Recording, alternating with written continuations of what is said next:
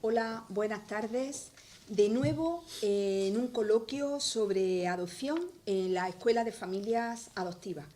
Hoy está con nosotros Jesús María Jiménez Morago. Muchas gracias por venir desde Sevilla. Jesús es profesor de la Universidad de Sevilla, de la Facultad de Psicología, y trabaja en el Departamento de Psicología Evolutiva y de la Educación. Él es un experto, una persona muy conocida en el ámbito del acogimiento. Es autor de un programa que tiene distintos materiales, que se llama Viaje a mi historia, un material muy interesante para que las personas que trabajamos, que estamos alrededor de los niños en programas de acogimiento, les ayudemos a trabajar su historia de vida. Y es colaborador habitual del Observatorio de la Infancia. Él ha sido profesor del observatorio durante años y hoy pues es nuestro experto para responder a preguntas que muchas personas nos habéis hecho a través de las redes sociales, a través de la página web y en los encuentros que hemos tenido en distintos lugares de Andalucía. Preguntas sobre el tema que nos ocupa hoy, y es cómo ayudar a nuestros hijos, a nuestras hijas, a conocer su historia de vida y a que el conocimiento de su historia le ayude a formar una identidad segura y le ayude en el futuro a ir seguros y felices por la vida. Ese es el tema que nos ocupa hoy. El hashtag del coloquio, para las personas que nos estáis siguiendo en Twitter, es coloquiosadopción.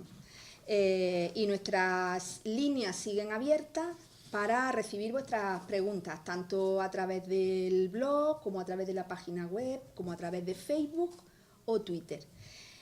Pues, buenos días, Jesús. De esto queríamos hablar, ¿no? De identidad, de historia de vida, de cómo los papás y las mamás podemos ayudar a nuestros hijos en este tema que pues de entrada nos parece muy difícil. Bueno, muchas gracias por invitarme a estar aquí. Es un placer siempre venir aquí y este es un tema que me parece central. Es un tema central en la adopción en general. Es un tema muy importante también para los niños y niñas que están en el sistema de protección, aunque no estén en una medida como la adopción. La pregunta es, si yo supiera verdaderamente cómo podemos hacer que las personas sean felices. Bueno, aquí en lo que se refiere al tema de la adopción, yo creo que hay varias cosas o varios temas que podemos comentar, ¿no? La primera cuestión yo creo que tiene que ver con la identidad. Con la identidad, todas las personas, es un núcleo de la personalidad, es un núcleo central del ser humano. Saber quién eres, saber de dónde vienes, qué circunstancias te han llevado a este punto. Y ese es un núcleo central de la personalidad. Los niños del sistema de protección en general, pues a veces pierden el hilo de esa historia, porque carecen de la información necesaria. Cuando eso ocurre, pues empiezas un poco a sentirte mal, a no poder construir, a no saber muy bien. Eso es construir una identidad positiva, supone conocer los hechos del pasado, darle sentido de una manera narrativa, de una manera que te explique a ti mismo, que signifique algo de ti mismo, ¿no? Y claro, si no tienes esa información, bueno, pues tienes un hueco enorme, tienes un hueco que tienes que rellenar, ¿no? O sea, saber contar, poder contar mi pasado, ¿no? Poder contar y poder darle sentido, explicar el porqué de mi pasado y el por qué estoy aquí, ¿no? Claro, tú tienes que, yo creo que se entiende si pensamos, cualquiera de nosotros que no somos adoptados, no hemos estado en estas circunstancias, nos dicen ahora que nos tenemos que olvidar de mitad de nuestros recuerdos, que hay una parte de nuestra historia que sencillamente no conocemos. A ver, los chiquillos lo que hacen es fantasear, inventarse historias, a veces una idealización positiva, demasiado ideal y de una idealización falsa, ¿no? O a veces incluso una idealización negativa, una fantasía negativa de que todo lo malo que te está pasando es por lo que me pasó a mí allí, porque yo no sé, es un hueco, es un agujero negro. Los niños que están en el sistema de protección tienen dos tipos de agujeros, digamos, ¿no? Dos tipos de agujeros negros. Bueno, uno es negro y el otro no es tan negro, ¿no? El negro es aquel que tú dices, bueno, esto mejor no tocarlo, mejor no moverlo, porque aquí hay algo que es malo. Y hay otros agujeros, simplemente cuando conoces tu historia o parte de tu historia, tienes como fragmentos que no puedes unir. Y hay esos huecos que hay ahí no son huecos, no te dan miedo, simplemente tú no te gustaría completarlo, porque tienes una parte de aquí y otra parte de allí y dices, bueno, ¿y eso cómo se une? Entonces yo tengo que darle sentido, tengo que unir esa información, darle sentido personal, proyectarme hacia el futuro sabiendo que lo que estoy pisando es sólido. Y claro, ese sentimiento de identidad que se forja de manera natural, que todos forjamos de manera natural en contacto con nuestra familia, porque conocemos la información, en la historia, los significados, pues en estos niños no ocurre, ¿no? Entonces ellos sienten un poco ese vacío, ¿no? Y ese vacío se manifiesta a lo largo del tiempo, de lo que hemos llamado la búsqueda de los orígenes y todo este tipo de cuestiones. Los padres tienen una labor fundamental, padres adoptivos tienen una labor fundamental en esta tarea. Sí, Jesús, pero muchos padres, muchas madres piensan que precisamente para proteger a su hijo, porque el pasado puede ser muy doloroso, porque el pasado puede ser muy terrible, pues piensan que precisamente lo están protegiendo y están contribuyendo a que su desarrollo sea más feliz si ocultan o si los niños no saben mucho de lo que les pasó, ¿no? Precisamente por protegerlos, ¿no? Bueno, esa es una... Yo creo que hay varios obstáculos a la hora de comunicar, porque todo esto, esta identidad se va forjando en comunicación, en interacción con las personas que tienes al lado, en este caso tus padres adoptivos, ¿no? Hay varios obstáculos que tenemos, ¿no? Uno de los obstáculos que tiene es este que tú acabas de decir, que tú crees que estás protegiendo, o sea, tú revelándole al niño o hablando con el niño de su historia pasada, lo que vas a hacer es hacerle más daño. Piensas que le vas a hacer más daño. A veces también piensas que, digamos que, no sé, como que no hay... tú no sabes hacerlo o te sientes incapaz de hacerlo, no tienes habilidad para hacerlo, no te encuentras seguro.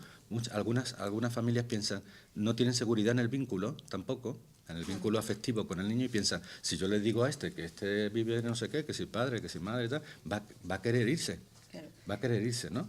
Es una visión un poco apropiacionista de los niños. Es decir, las historias de adopción, decíamos antes, es un doble legado. Los niños adoptados los adoptas completos. Y eso significa adoptarlos con su historia pasada. Es que el niño era un bebé, pero tiene una historia anterior y estas personas juegan un papel en esa historia. Entonces, tú no puedes querer como...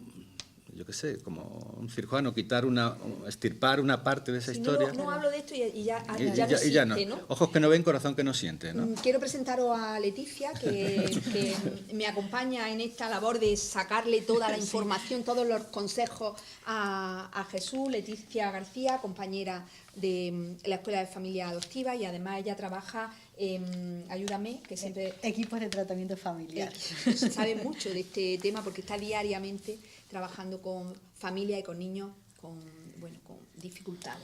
Sí, va a ser fácil sacarle todo porque van surgiendo muchas preguntas, ¿no? o temas para enlazar. Conforme lo que está diciendo, yo creo que quizás sería interesante que los padres previamente construyeran esa historia de los hijos, ¿no? Elaboraran ese discurso, ese cuento sobre mi pasado con los pocos recuerdos, porque También es verdad que a lo mejor ahí el sistema falla a la hora de los procesos de retirada y en los procesos de preadopción o de estancia en los centros, no se construye esos recuerdos, ¿no? Cuando hay un proceso de retirada, se llevan al niño con lo puesto y no se paran a pensar en la importancia de una foto, un juguete o algo que lo vincule. Sí, sí, totalmente de acuerdo contigo, Leticia. Eso lo vimos muy claramente cuando hablábamos de niños acogidos, que salen de su casa y con una expectativa que incluso puede resultar de vuelta a casa y cuando salen no se llevan nada, no se llevan ni un recuerdo, ni una foto, nada, ¿no? De una manera... Ahí hay un corte demasiado fuerte, ¿no? Yo creo que, me decías tú antes, yo pienso que las familias adoptivas tienen un doble legado, como hemos dicho, y que lo más importante es que la gente piensa, si no tengo información, si no sé nada, entonces, ¿qué le voy a contar? Entonces claro. no cuento nada. A ver, perdón. La calidad de la comunicación sobre la adopción no tiene que ver con la cantidad de información que uno tiene, ¿vale? Hay gente que tiene mucha información y la transmite de una manera, la revela de una manera inadecuada en un momento que no es propicio, o se calla y no dice nada por no hacerle daño al niño y el niño acaba enterándose por otra persona externa sin saber muy bien qué le está contando, ¿sabes? No hay que tener miedo a la historia de los niños. Ahora queremos que nos cuente, nos dé algunas claves de cómo hacer ese proceso, ¿no? De cómo ir estableciendo esa comunicación y de cómo podemos hacerlo para que salga de la mejor manera posible. Pero antes quería también plantearte algunas cosas que también plantean algunas mamás y algunos papás. Y yo le voy a hablar de este tema o vamos a hablar de este tema cuando él pregunte. Pero como él no dice nada y él no pregunta, pues claro, como pasamos de puntilla y pasan los años. Claro, ¿no? Es que lo que pasa es que todo esto, si hablamos volveremos a hablar otra vez, porque está todo relacionado, obviamente. Ya decía yo hace un momento que los padres adoptivos son los principales actores de esta comunicación. No pueden esperar que sea el niño el que diga una...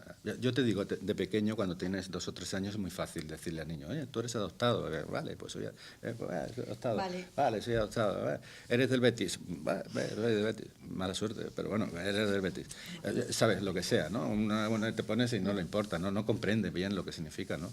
Lo que pasa es que luego hay que mantener esa revelación y hay que trabajarse el tema, ¿no? Y entonces, claro, no es sencilla no es sencillo decir, no, esto, me decías tú ¿cómo era? Me preguntabas hace un momento sobre el tema de que no pregunten los niños, ¿no? Sí. Bueno, sobre ese tema en concreto es que los niños normalmente, para que tomen la iniciativa de preguntar, tienen que sentir que el clima familiar en relativa a la aceptación y a la comunicación sobre la adopción es abierto y cálido. Que hay trozos de, yo qué sé, pues fotos, que hay cosas por la casa, que tú puedes hablar de eso y no va a pasar nada, no hay un misterio, no hay un, ¿sabes? Se puede hablar con naturalidad. Entonces, cuando se crea ese ambiente en los niños saben que son adoptados y se crea ese ambiente de naturalidad, de claridad, de honestidad con los niños pueden preguntar. Siempre preguntan en el momento más inadecuado. Estás afeitándote. Pues entonces yo estaba con mamá. Tú dices, ¿cómo me preguntan en este momento? No estaba preparado. Siempre si te preguntan cuando a ellos les surge de manera espontánea, de manera natural, cuando tú no te lo esperas, ¿no? Pero no hay que esperar a las preguntas de los niños. No hay que esperar. Hay que adelantarse a las preguntas de los niños. Hay que crear las condiciones para que en un viaje, yo qué sé, viendo una película, cuando llevas tal cosa, ahí aprovechar para plantear, para dejar caer, ¿no? En un clima siempre abierto de aceptación. No hay que esperar a que los niños no preguntan. Ten en cuenta que para ellos son siempre cosas difíciles y ellos están un poco dejándose ahí un poco a lo que tú puedas, a tu propia iniciativa, ¿no? me parece importante, lo ha vuelto a decir, hace falta crear en la casa un clima en el que el niño sienta que puede preguntar, y para eso es importante que los padres hagan ese trabajo previo de que no pasa nada, de que tú tengas tus propias inseguridades, de lo que hablabas, ¿no? De a lo mejor si le abordo este tema que estamos discutiendo me va a dejar de querer o me va a poner... Claro. Tienes que tener seguridad en tu vínculo. Claro, si tú piensas que a la que vas a hablar de cualquier cosa el niño se te va a escapar de casa o se te va a ir y tal, eso no puedes, si estás pensando eso estás pillado, no vas a sacar el tema, ¿no? Y un poco también al revés, o sea, viceversa, ¿no? Probablemente nuestros hijos también piensen que plantear determinados temas nos puede hacer daño, Claro. nos puede hacernos sentir que están pensando en su familia biológica y que por tanto podemos sentirnos cuestionados, ¿no? Claro, es como si fuera una competición. Claro. Ahí estamos compitiendo. Claro. Compitiendo, pero esa competición, bueno, existe ese sentimiento de competir por a ver, ¿quiénes son los padres de verdad? Ese esencialismo, no existe eso. No existe esa idea de quiénes son los padres de verdad, ni mentiras. Los padres que están aquí, los que estás ahí, los que forma parte. Hay que integrar toda esa historia, ¿verdad? Entonces no hay que competir. A ver, eso era muy malo, yo soy muy bueno, tú eres malo, que aquí no hay que entrar en eso porque eso refleja inseguridad. Inseguridad. Y lo que los niños necesitan es sentir que cuando tú adoptas a un niño lo adoptas simbólicamente, emocionalmente, totalmente, ¿sabes? Y eso implica, oye, llevarte adentro de tu corazón también las cosas del pasado de ese niño que no están. A veces nos cuesta trabajo, y ese es otro obstáculo para la comunicación, ver a las familias de origen, verlas de manera positiva. Oye, es que esta persona fue la que le dio la vida a mi hijo, ¿no? O sea, yo he estado en algunos encuentros con familias adoptivas y recuerdo una muy, muy emocionante donde se reunían familias biológicas y familias adoptivas. Y yo podía percibir, cualquiera podía percibir allí un vínculo simbólico, un vínculo especial, ¿sabes? Que iba en los dos sentidos, ¿no? La familia adoptiva, en cierta manera, reconociendo el dolor de la familia de origen, ¿sabes?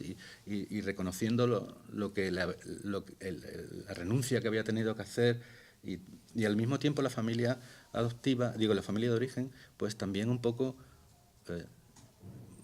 mirándose en el espejo de la otra familia que estaba, ¿sabes? La familia adoptiva que tiene a su hijo ahora y viendo cómo estaba creciendo ese niño y sintiendo también el agradecimiento por lo que estaban haciendo. Una experiencia verdaderamente increíble y que a veces queremos como obviar, ¿no? Parece que no, los padres, esto no, nada, que son unos tal, no sé qué. No, eso, tú tienes que empatizar con ese origen, tienes que respetarlo, tratarlo con respeto, porque es una parte del niño y si tú no lo haces eso, ese niño no va a poder incorporar en su identidad eso de manera positiva, siempre va a tener como un pellizco ahí cogido, ¿sabes? Recuerdo un texto y unas palabras de una amiga y mamá colaboradora de la Escuela de Familia, de Mercedes Moya, en el libro que acaban de publicar 5 mamás, Mariposa en el corazón, y que ella precisamente hablaba de la madre biológica, del lugar, de darle un lugar a la madre biológica. Y me acuerdo que comentaba unas palabras muy emotivas en las que decía que algo así como que su hija necesitaba percibir que la madre biológica tenía un lugar en su vida y en la vida de su familia, para poder querer verdaderamente y sin trabas y plenamente a su madre adoptiva, ¿no? Me parece un acierto pleno. Es así. Tienes que darle su sitio. Es un sitio que no tiene por qué ser el principal, tiene que estar ahí, tiene que estar en su sitio. Bien encajado, bien encajado.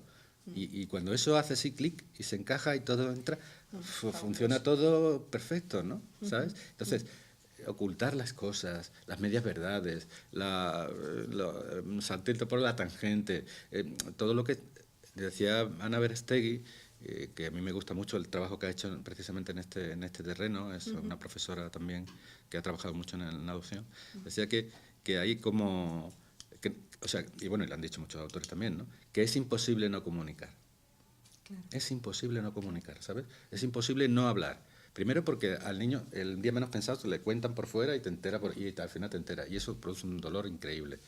Pero es que además es imposible no comunicar porque el silencio, la media verdad y tal, está transmitiendo un mensaje. ¿Y cuál es el mensaje? Un mensaje inadecuado. Un mensaje de que algo está mal, de que hay algo que tú no... Aquí hay algo que si falla, tú no lo, aquí hay algo...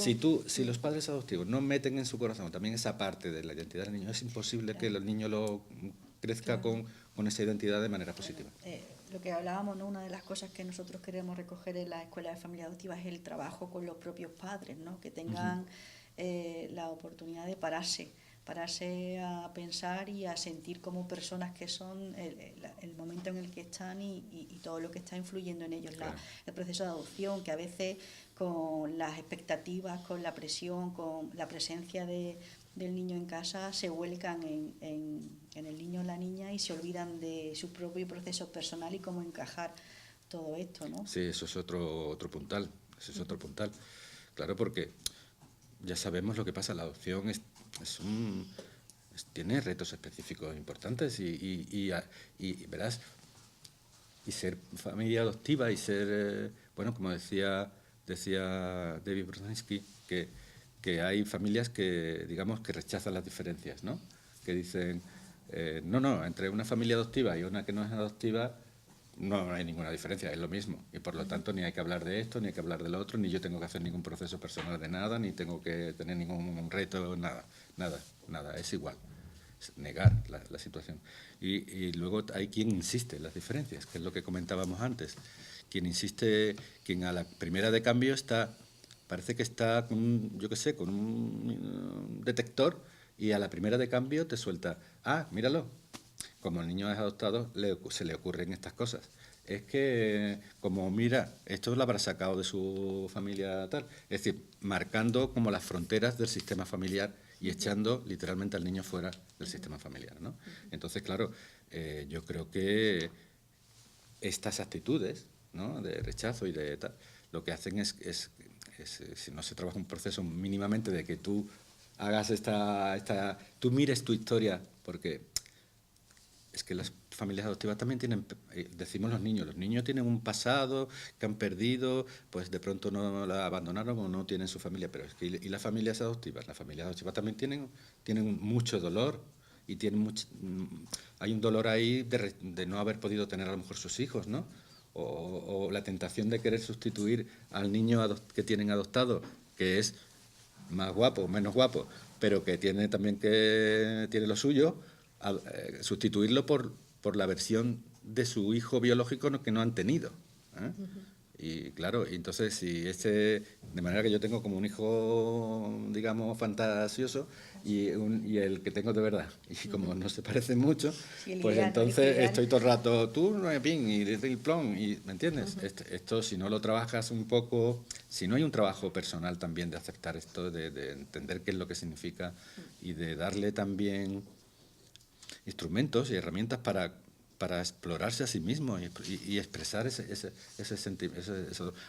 Todas las familias adoptivas han pasado por un proceso de selección, han pasado por un proceso de formación, pero me da que se queda corto en algunos aspectos, ¿sabes? Se queda corto. Pues precisamente para eso estamos aquí, para eso tenemos este proyecto en marcha.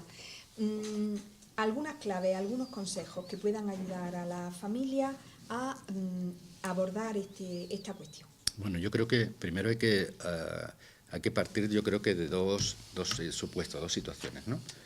Primero, hay niños que llegan a la familia adoptiva tan pequeños que literalmente no recuerdan nada y eso supone que puedes hacer las cosas de una manera. Y hay otros niños que son un poco más mayores y ya conocen parte de su historia. Entonces, incluso más de su historia que los propios padres adoptivos, ¿no? Claro. Entonces, son dos maneras de actuar de manera distinta. Con los pequeños, con los niños pequeños que no tienen recuerdos, ¿Cuándo se Empezamos, empieza? sí, ¿Cuándo sí, empezamos? vale. ¿Cómo se hace? Bueno, se empieza desde... tú miras lo que dicen gente que sabe mucho de esto más que yo, Jesús Palacios y otra gente que ha trabajado en tema de adopción, dice, desde los 2 o 3 años. ¿Vale? A partir de los 2 o 3 años, hablar con el niño de manera natural, haciendo referencia a la adopción, para que bueno, pues el niño pues vaya incorporando la idea de que se has adoptado a su identidad como un elemento más, un elemento más de esa. Pero claro, no es esa es la parte más sencilla, digamos, a los 2 o 3 años es fácil de hacer. El problema quizás sea mantener la revelación a lo largo del tiempo.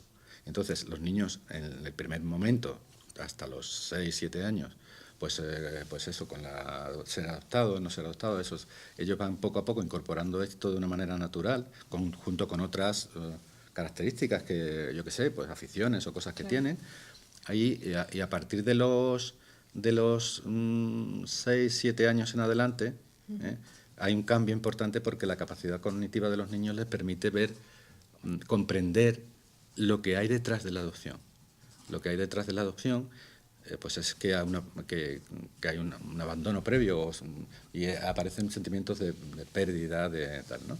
Entonces, en ese momento yo creo que es momento para retomar la historia, de cómo empezó, por dónde se inició, dónde fuimos, a qué viaje, volver a retomar todo eso para darle ocasión a los niños a expresar ese sentimiento, a expresar sus dudas, pensar, pues, entonces no me querían, entonces yo hago algo malo en mí, por eso no me quieren. En fin, hablar un poco, darle la oportunidad de tratar eso pues la manera de hacerlo es utilizarle el álbum de fotos que uno tiene desde la adopción, el vídeo que se grabó, utilizar cuentos porque si no quieres entrarle directamente al chiquillo que se agobie, pues utilizar un cuento o historias que puedan servir para que él lo pueda ver en una tercera persona, cosas que ha vivido, y hablar de esto, y responder las preguntas cuando los niños pregunten, ¿no? Y el niño siempre tiene unas preguntas, ¿sabes?, tremendas. O sea, siempre va y te dan todo, como se suele decir, te da pum. Y en el momento que menos te lo esperas, pum. Y entonces, tú tienes que tenerte preparado en la chuleta, digamos. Claro, y luego tener un poco no sé, ir por delante con la verdad y con la honestidad. Si te dicen, y es que mi mamá, entonces, ¿qué pasó? Y tú no tienes información.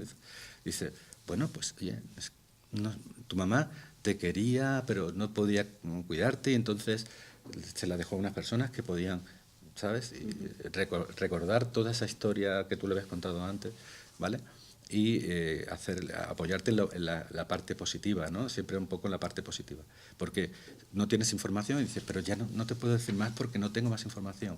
Pero si tú quieres, podemos intentar apoyar también, darle a entender que no es un tema que tú quieras eludir o quitar del medio, sino que estás ahí, que si él o ella quiere, pues podemos buscar, podemos conocer, podemos hacer, ¿sabes?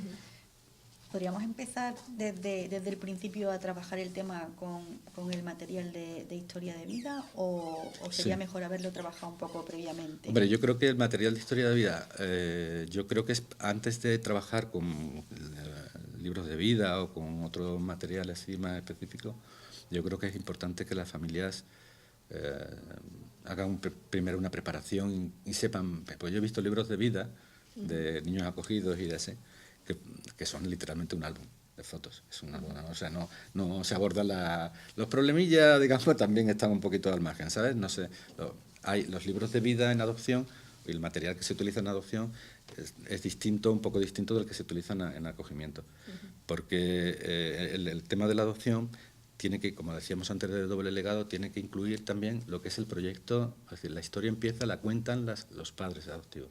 Empieza con cómo ellos, por qué razones ellos, por qué, y qué es ese trabajo que hay dentro, por qué todo, por qué yo llegué a pensar en la adopción, por qué yo recurría a esto, por qué esa historia, y qué esperábamos, y qué pensábamos entonces, y a dónde fuimos, y toda historia previa, ¿no? Hasta que el niño, pues viene la adjudicación, imagínate, tal, ¿no? Entonces, en ese momento aparece el niño. Entonces aparece el niño y también aparece la información de la otra parte, del otro legado, de la parte biológica, que cómo se llamaban, dónde vivías, en qué país, en qué forma, tal. Y entonces, la primera vez que te vimos y cómo estabas y si me dijiste o pasó, y vas construyendo ese libro, esos libros de vida de estilo narrativo, vas construyendo todo y a partir de ahí vas contando la historia junta, ¿no? Hay como un punto de salida, hay otra, cuando nos conocemos y ahora ya estamos forjando nuestra historia juntos, ¿no? Claro. Esos libros de vida son una herramienta la verdad es que está muy bien. No hace falta comprar un libro de vida o comprarse un modelo ya fabricado, que es muy bonito. Hay algunos, ahora sí, si los vemos, unos preciosos y muy bien hechos, ¿eh? Uno lo puede hacer sin nada. Puede hacer con una cartulina, ¿sabes? Es más, estos que hace uno, casero, digamos, que refleja la espontaneidad y la naturalidad, tienen, yo creo, un valor añadido a veces, porque claro, ¿qué es lo que no te gusta tener a ti? Pues un libro de vida igual que el que tiene el otro niño, que también que es el mismo. Bueno, las historias no son las mismas, claro, pero los protagonistas no son, pero el diseño tal es el mismo.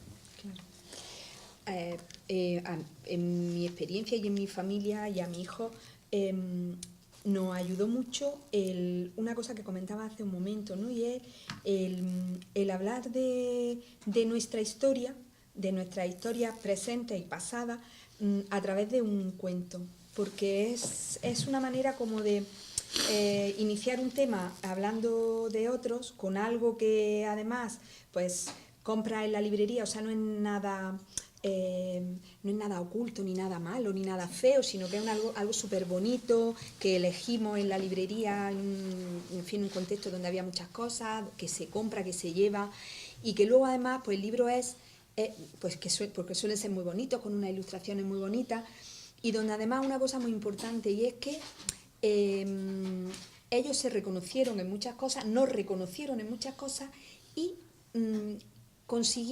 obtuvieron palabras para nombrar realidades que no sabían cómo nombrar. O sea, poder hablar de familia biológica y de madre biológica a partir del cuento lo oímos todo, o sea, era continuamente utilizando el término. Claro. Y yo pensé, jolín, qué importantes son las palabras. Claro.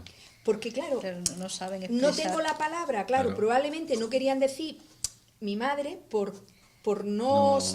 pensando que a lo mejor yo me podía sentir mal. Entonces, pero en cuanto encontraron un nombre para poder nombrarla, jolín, qué maravilla, cómo hablamos del tema, ¿no? La importancia de las palabras. Yo creo que hay muchos y buen material de cuentos para tratar estos temas con los niños. Están accesibles en la mayor parte de las librerías y la verdad es que es un recurso fantástico. Para niños que son más todavía pequeñitos, ¿no? Claro. Hasta a los 6 años, 7 años, ¿no? Estos niños pueden funcionar muy bien y lo que tienen es que libera, es decir, el hecho de verlo, que es una historia que es de otra, como cuesta ahí un cuento y tal. Normalizada, eso es, ¿no? como, oye, pues está ahí fuera y yo... Sí. yo hay pues, un cuento entonces, que lo cuenta y es... Esto no puede ser tan malo, no puede ser tan malo raro. Si hay hasta libros, ¿no? Claro, hay otros niños que también les pasan estas cosas claro. y oye, mira, y está bien, y entonces se normaliza todo, se desculpabilizan determinadas cosas, ¿no? Está claro. Y también se validan, también los niños validan cosas que han hecho. Es decir, a lo mejor tú cuando leías el libro, ellos habían hablado contigo, te habían preguntado lo que sea, y entonces ven que algo que ellos habían hecho, algo que habían pensado, también la pasan a otras personas. Entonces le dicen, pues mira, no estaba mal, lo hemos hecho bien nosotros, ¿sabes? Claro. Y eso refuerza mucho la conexión y la comunicación y el clima positivo en las relaciones, en la comunicación. La clave es comunicar, hablar, no sentirse preso del miedo, de los secretos, ¿sabes? Lo que ha cambiado la adopción de un tiempo acá. Sí. ¿Hay que prepararse mucho? No, bueno, no hay que preparar, no es un máster, no hay que hacer un máster, ya lo que faltaba, si tenemos que llevar a los padres a la idoneidad, al máster, entonces nos matan, no hay que... Decir, cómo abordar, cómo iniciar un tema, preguntas difíciles que debemos de tener pensada la respuesta, hay que prepararse mucho. ¿Cuáles pueden ser las claves? No, yo creo que, verás, primero, yo ya he visto muchas veces, o he hablado con familias que se preparan como una especie de, yo qué sé cómo se dice esto, un argumentario de esto, ¿sabes? Que tú a la pregunta tal, hay que decirle estas cosas. Y luego cuando el niño te preguntas, ni te acuerdas de lo que habías puesto en el papel, ni te sale lo que había dicho y aquello te descuadra totalmente. O sea que, la receta esta de decir, a esto que me pregunta le voy a contestar tal cosa, No existe. eso no solamente, fíjate, voy más, no es que no exista, es que me parece una tontería como la como un pino, ¿sabes? O sea, tú lo que tienes que hacer es, ese proceso el proceso de adopción es un proceso que el niño va construyendo su propia identidad a lo largo del tiempo, la identidad de ser adoptado, que eso, oye, tampoco pasa nada, ¿eh? Hay varias cosas en la identidad, pues una que está adoptado, tampoco hay que magnificar esto ni mucho menos. Bueno, pues y las familias tienen que a construirla también. O sea, que tu hijo va a ser adoptado, tiene que construir la identidad que es como que ha adoptado y tú ni te va ni te viene. Oye, perdona, tú también tendrás que hacer ese proceso, tendrás que ver cómo va la cosa, ¿no? Y entonces, yo creo que las herramientas van más en lo que decía, más que de prepararse una respuesta para una pregunta. Hombre, hay algunas fórmulas que te ayudan a decir las cosas, ¿no?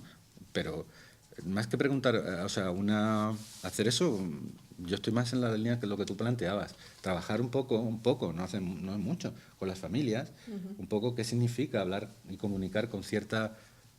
que tú te sientas tranquilo. Si tú estás tranquila, y el niño te pregunta tal cosa, lo más importante no es la información que tú le des, lo más importante es la sensación que estás transmitiendo de seguridad, de confianza, de tal. Quizá eso es lo más que decía importante. antes, ¿no? De hablar en positivo, Claro. de evitar palabras trágicas, hablar sí. en negativo, culpabilizar a Claro, nadie. desculpabilizar, validar también las cosas buenas que hacen los niños. Claro. Ellos a veces se montan una historia ¿sabes? Claro, Los niños adoptados tienen a veces que hay que darles como trucos, ¿no? O sea, tienes una identidad, imagínate, sobre todo cuando se trata de niños adoptados en adopción internacional, donde las características físicas pues, son obviamente distintas de la tal. Entonces, si tú tienes una niña china adoptada, pues, tú tienes una identidad de andar por casa, por así decirlo, y una identidad que cuando te vas a un grupo nuevo y tal, pues siempre tienes que explicar, que no tienes a lo mejor un todo a 100 o yo qué sé, o sea, que es otra, que tu historia es otra, ¿sabes? Te van a percibir desde fuera y tú tienes que tener una identidad pública, por así decirlo, donde tú explicas un poco cuál es tu historia, pero no vas a contar todos los detalles. Y otra cosa son cuando entras en mayor, con más confianza y entonces ya hablas de todas las cosas. Entonces tienes que construir un poquito esos niveles, esos trucos para poder responder a las preguntas, a las inconveniencias que siempre van a surgir, a los momentos de un poco tal, Tenemos una pregunta de una mamá que en este sentido, ¿no? Que nos envió ayer por la tarde y que plantea cómo decirle a su hija en el cole, le dicen que su madre no es la verdadera y no sabe cómo ayudar a su hija a que responda en el cole ante este tema. Bueno, la primera cuestión que me llama la atención, o sea, que yo pondría el acento, es en la cuestión de verdadera. ¿Es verdadera? ¿Qué significa ser madre verdadera? Entonces, primero, cuando ese tipo de preguntas, cuando tú te sientes un poco inseguro, no sé, es como si te pegaran pum. A ver, tú no eres la madre verdadera. Tú piensas, ¿soy la madre verdadera o no? La respuesta es sí. Sí eres la madre verdadera. ¿Me entiendes? No te quepa la menor duda. Eso lo tiene que sentir la madre, eso no va para el niño, ¿vale? Y en el momento en que tú dices, sí, soy la madre verdadera, eso no quiere decir que sea la única persona importante, ¿vale? Entonces, yo creo que primero tendría o sea, yo lo que haría, tengo una pregunta de esas, primero mirarme yo. Es decir, ¿qué siento yo cuando me preguntan? Porque de lo que yo vaya a sentir, de lo que yo vaya a hacer, va a depender cómo lo sienta mi hijo y cómo mi hijo o mi hija va a responder, ¿vale? Así que yo me miro a mí mismo o a mí misma, pienso, digo, y a partir de ahí, pues digo, a ver, esta es una persona muy importante, ¿qué lugar tiene esta persona? ¿Es este? ¿Es el otro? Tu mamá está aquí, hablaría primero con mi hijo o mi hija le explicaría, si no lo he hecho ya, pues qué lugar ocupa, cómo es esto y tal. Y es como la identidad doble, ¿no? A ver, es mejor tener dos que tener uno. Claro, sería convertir en un valor lo que algunos consideran un estigma. Exactamente, claro. Eso es. Intentar entonces decirle al niño, bueno, hacerle ver que es importante, que está bien tener dos personas, que cada uno aporta una cosa, que uno se ocupa de hacer esto, el otro tú tal, y de manera que el niño pueda, cuando le hacen esa pregunta, primero no sentirse amenazado, porque claro, si tú no eres mi mamá verdadera, entonces me vas a abandonar, ¿no? Me vas a dejar tirado, o me vas a... ¿Me entiendes? Que él se sienta seguro y que no se sienta amenazado ante ese tipo de circunstancias. Y luego, bueno, decirle que bueno, que sí, que convencer, o sea, si tú transmites ese mensaje al niño bien, el niño no se va a sentir amenazado y va a decir, no, mi madre verdadera es la que estoy yo conviviendo, la otra es una persona que tal, y le contesta a estos niños.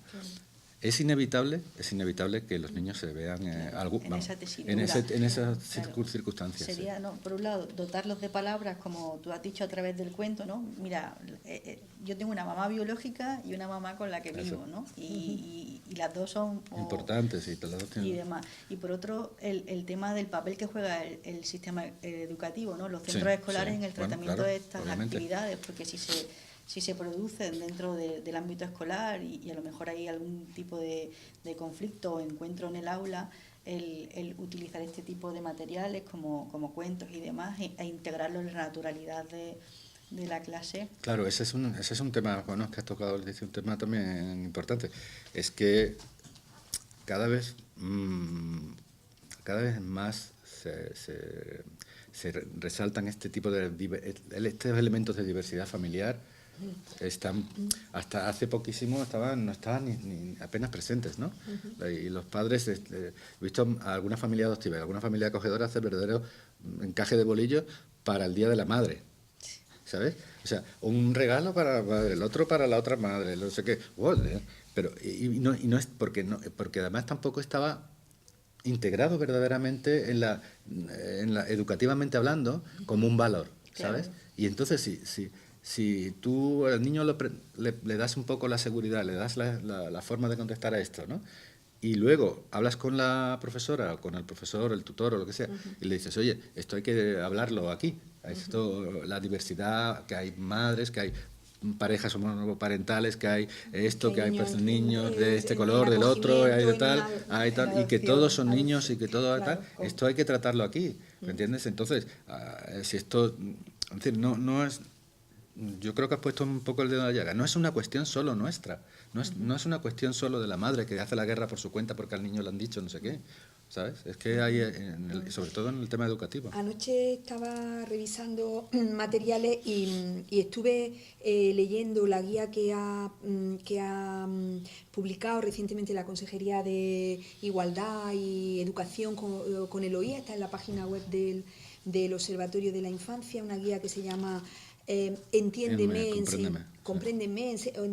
enséñame, que está dirigida al personal de los centros escolares, y tenía un capítulo precisamente sobre estos temas, ¿no? Sobre cómo nombrar a las cosas, cómo cuidado con trabajo y ejercicios que tengan que ver con dibujar el árbol genealógico, que eso precisamente por la diversidad que existe pues puede generar un... Bueno, cuidado, lo que hay que tener es previsto esto en el proyecto educativo. Desde un principio. Claro. Si a ti te dan una clase de, yo qué sé, de primero o yo qué sé, ¿no?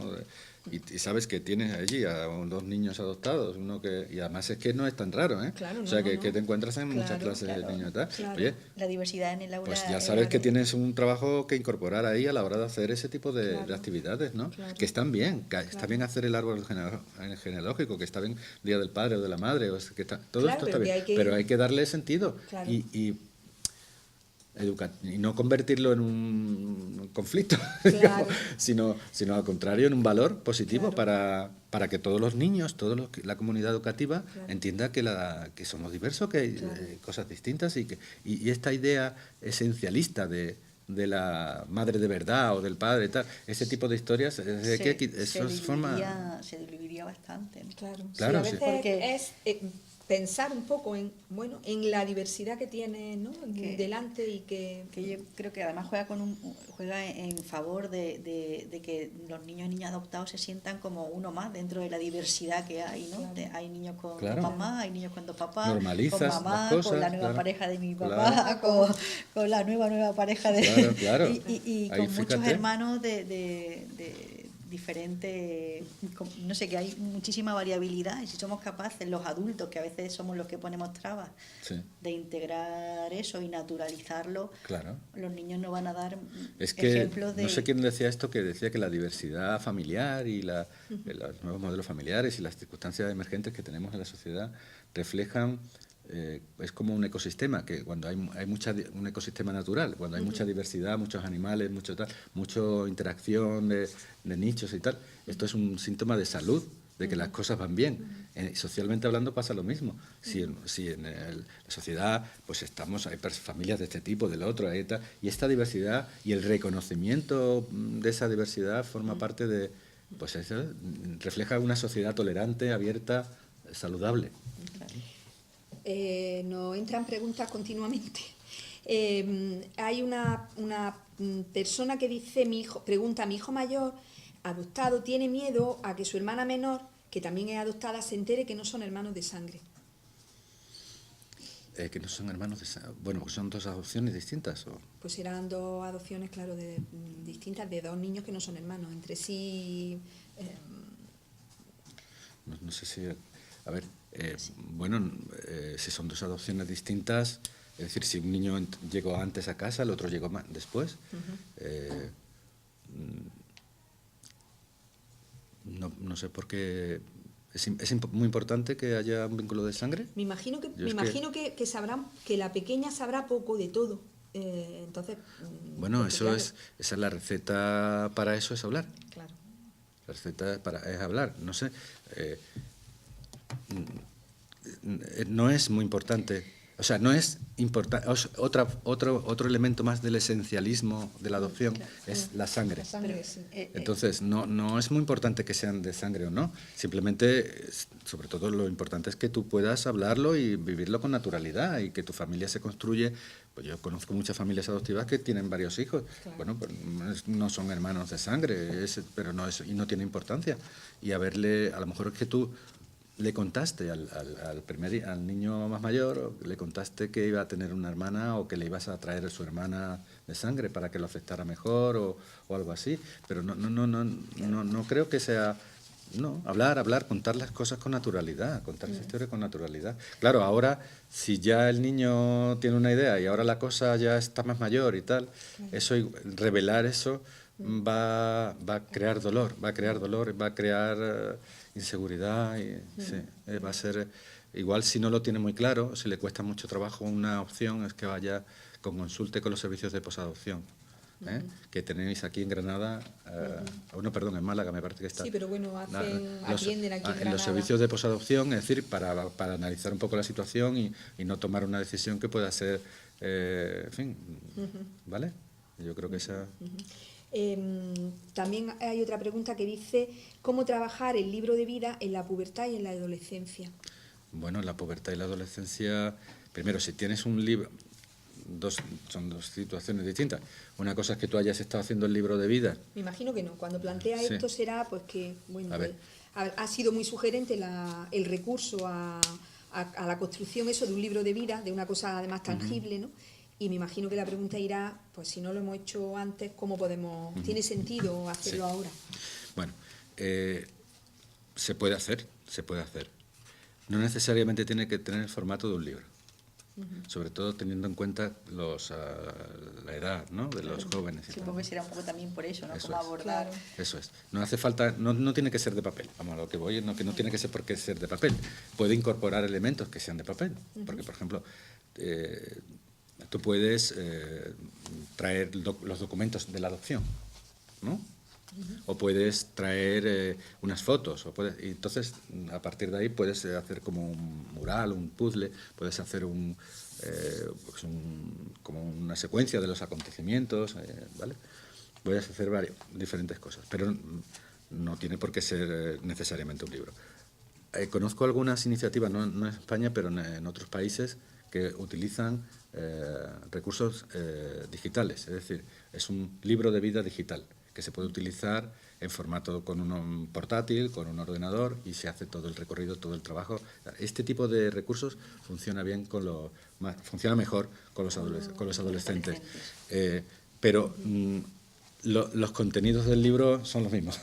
¿Cómo es mi identidad? ¿Por qué pasó aquello? ¿Por qué yo no vivo con mis padres? ¿Cómo son mis padres? Toda la información tiene que estar ahí. Tiene que estar ahí, aunque sea digital o sea de otra manera.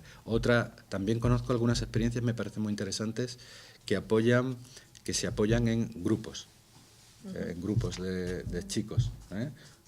No solamente, a lo mejor grupos, chicos que de una edad más o menos entre 13 y 15 años, que puedan querer compartir sus historias. Es un hueco para compartir sus historias, y a partir de compartir esas historias pues se construye un material o se construye actividades.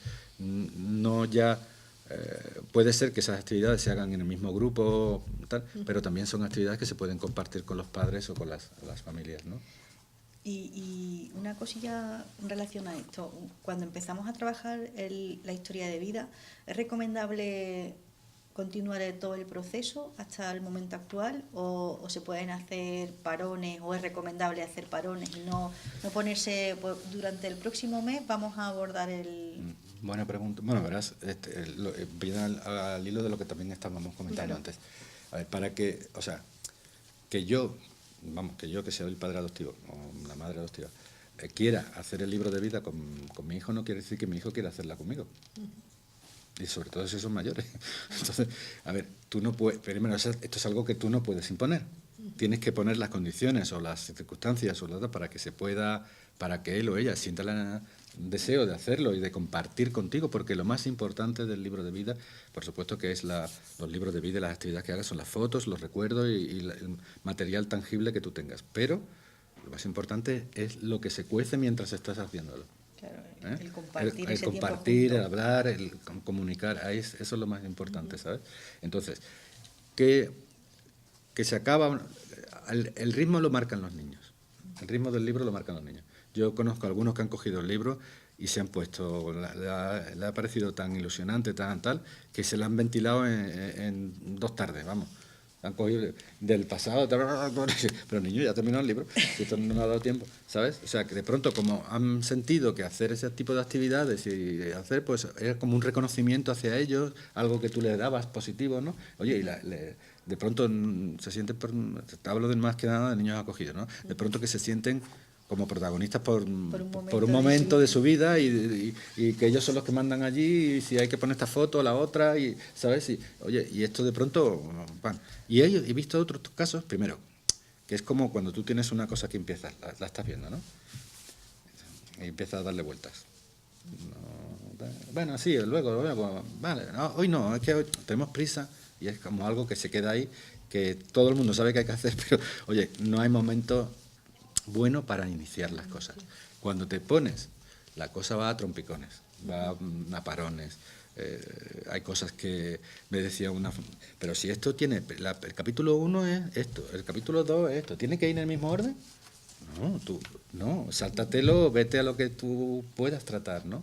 Y tiene que llegar hasta el momento de tu vida actual. Hombre, sí, pero no... cuando hablábamos nosotros en el programa En Viaje a mi Historia, decimos que hay una parte que es que tiene que ver con el pasado, digamos, una parte que tiene que ver con el presente, cómo afrontamos las cosas, cómo hacemos las cosas en el presente, cómo somos, dónde vivimos, qué personas, qué significan. Todo. Y luego tenemos una parte que es el futuro. El futuro ese presente puede llegar hasta el día de hoy, ¿vale? Tú metes aquí lo que hice ayer, no sé, lo puedes poner, ¿no? Pero los libros de vida también, sobre todo en el caso del acogimiento, los niños que no en adopción, porque en adopción la adopción es para siempre. Decir, ¿mi futuro cuál va a ser? Pues mi futuro es que voy a seguir contigo, claro. Pero los niños que están en acogimiento, están en otras medidas, ¿cuál va a ser mi futuro? ¿Voy a volver con mi madre? ¿Voy a ir a un centro de menores? ¿Voy a estar con una familia adoptiva? ¿Qué va a pasar? Entonces, parte del trabajo de historia de vida se hace anticipándonos a lo que va a pasar después. a lo que puede pasar después. Claro. ¿Y se puede empezar a trabajar la historia de vida sin ser consciente o sin hacer consciente al niño de lo que se está trabajando es eso y luego incorporarlo al trabajo? Por ejemplo, vamos a pasar una tarde juntos y vamos a ver fotos de pequeño y empezar a enlazar ahí el trabajo sin hacer consciente de vamos a iniciar un proceso del recorrido, de tu recorrido. Creo que sí, ¿sabes por qué? Porque en realidad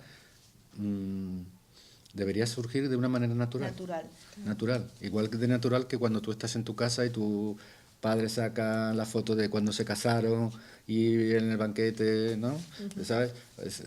Tú lo ves aquello porque forma parte de una manera natural. Entonces, no hay que decirle al niño, oye, que vamos a iniciar o sea, no, que nos dimos cuenta, mira, con el tema del trabajo Viaje a mi historia, es que alguna gente, educadores en centros y algunas familias también, no comprendían bien el sentido del trabajo de historia de vida, ¿no?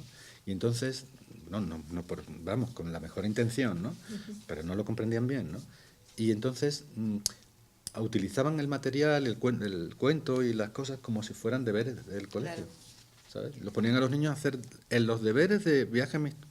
O sea, tengo los deberes matemáticas, los de no sé qué, y el niño allí con el boli dibujando, ¿sabes? No, esto no es. O sea, no es una tarea, no es una tarea escolar. Es algo, es eso, es una excusa para compartir, para construir, para hablar, para... El libro de vida bueno, mientras estás viendo, pues mira la foto, pues esto, mira, pues, ¿por qué yo paso? Porque no sé, ¿sabes? Es conectar las cosas, es materializarlas, tener ese recuerdo, ¿no? Entonces, claro, yo creo que lo suyo sería, ojalá pudiéramos hacerlo siempre así de natural, ¿no? Que sacas unas fotillos y empieza plin plin y cuando te das cuenta tienes ya allí un álbum puesto y ya puedes, ¿sabes? Sí, yo creo que esa es la manera de hacerlo natural. Sí. Muy bien, pues hemos dado un buen repaso, tenemos un montón de ideas, un montón de claves. Yo antes de empezar el coloquio le decíamos a Jesús que nos recomendara algunos materiales, ¿no? Y ahí tiene aquí en la mesa algunos y algunos más. Me he traído algunos, y sobre todo porque este ocupa mucho espacio y pesa y me ha costado un poco más de trabajo. Este es un libro de vida para, seguramente muchos lo conozcáis porque es un bestseller, digamos. Esta es nuestra historia, es un libro de vida para la adopción. Es un modelo narrativo, decíamos que había dos tipos de libros de vida, de eso no hemos hablado, pero bueno, hay dos. Este es un modelo narrativo porque son los padres adoptivos los que comienzan la historia, ¿eh? Entonces, este es un libro de Ana Verastegui y de Blanca Bengoechea, que han hecho un trabajo precioso aquí. Entonces dicen, mucho antes de que llegaras a casa, papá y mamá también fuimos niños. Y entonces cuenta que, ¿vale? Se remonta a la historia porque la historia del niño adoptado, es también la historia del legado de los padres adoptivos. Pero llega un momento, si sigue avanzando, que aparece el momento del encuentro y entonces aparece la información también, se incorpora al libro la información de la familia, de las muchas o las pocas que tengas, de la familia de origen del niño, y se habla por qué significa y dónde está y cuál es su lugar en la adopción. Y bueno, pues la verdad es que es un buen material.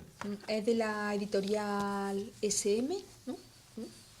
Y los autores son pues Ana Verastegui y Blanca Gómez Bengoechea.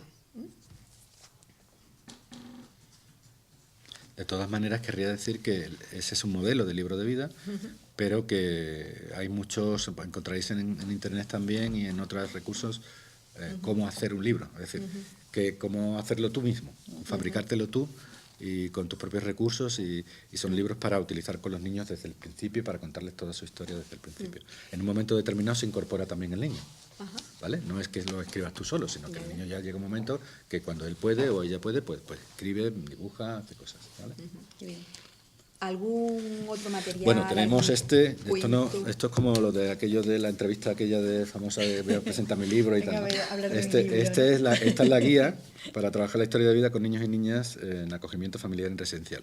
Está pensada para acogimiento familiar y para acogimiento residencial, pero muchas de las claves, muchas ideas y muchas de las claves que se dan aquí también pueden ayudar. Hay muchos recursos también, actividades que se pueden hacer, tiene una lista de cuentos, y esto lo podéis, creo que está en la página web del observatorio. Está en la página web del Sí. observatorio. Yo no sé si esto se puede acceder, quiero decir, físicamente En papel. Pues en papel. en papel. Porque lo editó la Consejería de Sí. Igualdad hace unos Sí, hace por lo menos 3 años o 4, sí. Pero bueno, en formato digital sí que Claro. está, Sí. sí que está accesible. Yo creo que en Sí que se puede papel, descargar en en papel PDF. es, como no tiene una distribución Claro. comercial, pues eso supongo que habrá que pedirlo a la consejería y tal, Y si hay existencia y demás. eso ya es más complicado. Sí, A lo no, mejor bueno. para asociaciones o para gente profesional y tal, a lo mejor sí pueden hacer esas peticiones. Para la familia en general lo Bueno, veo de muy todas complicado. maneras está accesible en formato digital y se pueden descargar materiales, fichas, propuestas de trabajo para la elaboración de la historia de vida en PDF. Bueno, y este es un libro que yo leí hace tiempo que me ha parecido siempre un faro de luz para entender. Se llama Esta es tu historia, identidad y comunicación sobre los orígenes en la adopción. También de Ana Verastegui y Bengoechea. La verdad es que es un muy buen libro, muy recomendable, ¿eh? Probablemente lo mejor que hay escrito en español sobre este tema. Pues muchísimas gracias, Jesús, por este rato, por este coloquio, por bueno, pues compartir con nosotros, con nosotras, este proyecto que está empezando de la Escuela de Familias Adoptivas. Queremos contar contigo más veces y para más cosas, ya te engancharemos. Y bueno, yo quiero agradecer a todas las personas que nos estáis siguiendo en directo, que estáis apoyando este proyecto, a todas las personas que lo vaya a ver luego esta tarde o en los próximos días, porque el coloquio se queda en la página web para que lo podáis ver, oír y reoír las veces que haga falta. Y quiero proponeros un regalo, ya que están ahí, las Navidades tan cerca, un regalo para antes de Navidad. Y es que en la Escuela de Familias Adoptivas queremos hacer formación a través de la página web. Y la primera temática, el primer contenido de formación a través de la página web va a girar precisamente en torno a este tema, ¿no? En torno al tema de la historia de vida. Y os vamos a proponer recursos y herramientas para aprender juntos y para poder desarrollar y para poder compartir y disfrutar con nuestro hijo. Esto será nuestro regalo de Navidad, nuestro regalo de Reyes, y en cuanto esté listo os lo anunciaremos en la página web y os lo haremos llegar como hemos hecho llegar pues el desarrollo de este coloquio. Muchísimas gracias, Leticia, por acompañarnos. De nuevo, gracias, Jesús. Muchas gracias a vosotros. Y hasta la próxima entrevista.